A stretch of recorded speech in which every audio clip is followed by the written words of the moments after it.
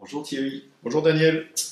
Méditation, Acceptation acceptation et indignation. et indignation. Oui, en fait, j'aimerais préciser un peu les limites de la méditation, les limites de l'acceptation, et puis inviter peut-être à un peu plus de courage, de réaction par rapport à ce qui se passe sur le plan émotionnel, affectif ou moral dans nos sociétés.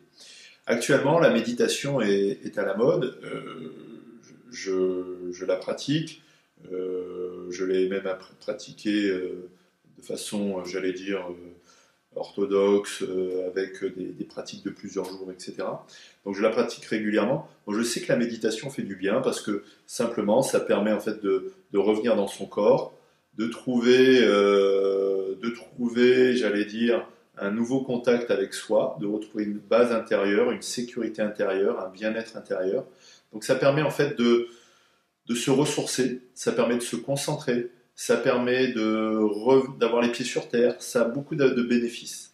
Ça permet aussi de recharger les batteries, ça permet de découvrir le bien-être dans sa peau, ça permet de faire l'expérience d'être bien dans sa peau. Donc c'est vraiment quelque chose de très positif. Le problème qu'il y a, c'est que c'est simplement au niveau du corporel et du sensoriel, et c'est souvent limité sur le plan émotionnel. C'est-à-dire que si vous voulez vraiment être honnête avec vous-même en termes de méditation, il faut aussi écouter les émotions. Et là, des fois, les gens, ils se branchent sur des choses qui sont moins confortables. Parce qu'en fait, quand on accepte vraiment de s'ouvrir à soi-même et d'écouter son histoire et découvrir son passé, en fait, on va s'apercevoir que il y a des choses qui n'étaient pas forcément acceptables. Et que, en fait, les gens n'ont pas toujours été forcément bienveillants avec nous. Et donc, c'est là que j'ai envie de dire attention les méditants, ou attention les acceptants, ou attention les gens dans le non-jugement ou la bienveillance. Parce qu'il y a des réalités sociales, et que si vous êtes trop dans l'acceptation, le non-jugement, vous allez perdre ce qu'on appelle l'esprit critique. L'esprit critique, c'est quoi? C'est ce qu'on demande dans les études supérieures, c'est la capacité à réfléchir, à avoir un point de vue, à affirmer, à trier, à garder et à améliorer les choses.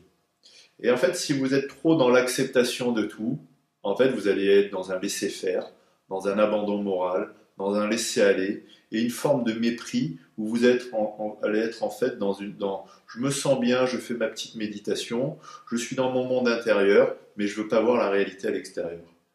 La réalité, c'est qu'il y a des gens, ils ont la haine. On le voit avec ce qui se passe dans notre société. Vous avez des gens qui ont le dégoût. Il y a énormément de violence.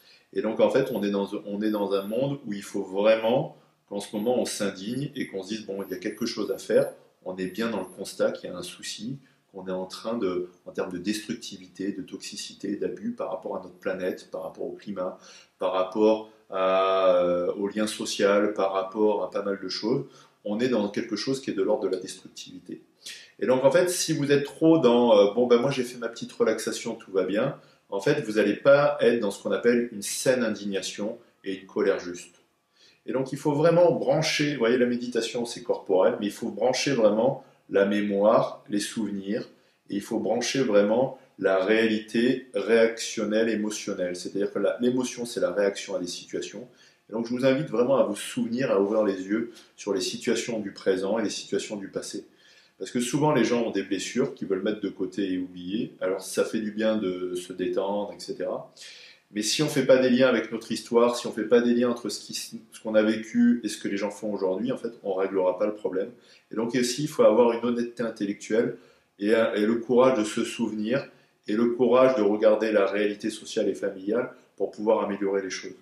Donc j'invite vraiment à arrêter cette hypocrisie ou ce mépris ou ce manque de courage qui serait auto-centré, égoïste, avec je fais ma petite méditation, mais en fait j'ai pas de courage social, j'ai pas d'indignation morale, et il faut vraiment réveiller les consciences. Je pense qu'actuellement, je vais pas donner trop d'exemples, mais on a de quoi faire. Voilà Daniel, je vois que ça vous parle. Merci Thierry.